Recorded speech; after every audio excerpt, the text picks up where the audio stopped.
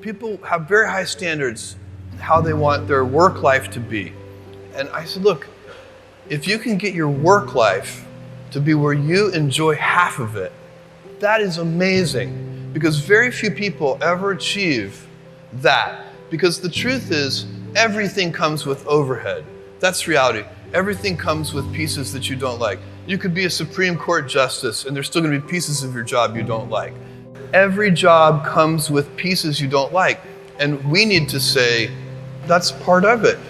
You have to figure out how to set up your life in such a way that you can minimize the things. And I find people don't dislike hard work.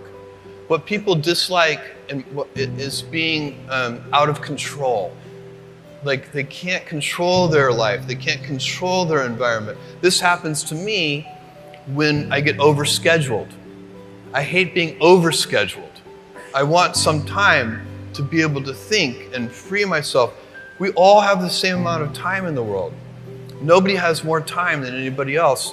And when you become a very successful person, one of the things, you start to get overscheduled. So a young person starting their career, I think there are probably a lot of things. Some of them are very well known and people have heard them many times, they're still true. One of those is you should always focus on, a young person should find something that they're passionate about to do. And that's not going to surprise anyone. It's a clear thing to do. It's very hard.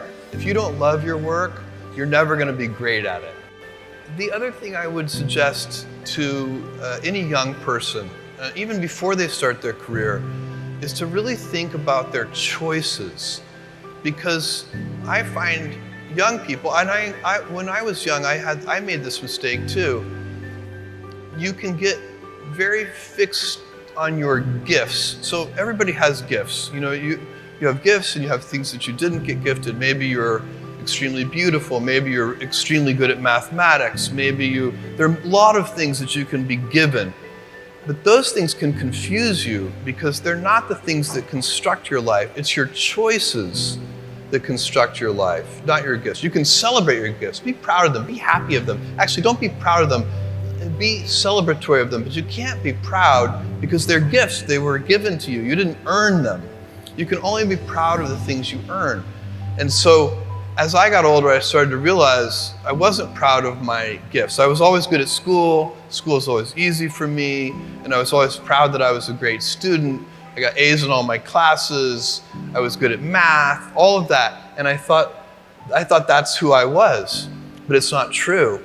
Those are the things that are gifts. What was hard for me is deciding to work hard, deciding to use my gifts in certain ways, to challenge myself, to do things that I didn't think I could do, to put myself in uncomfortable situations.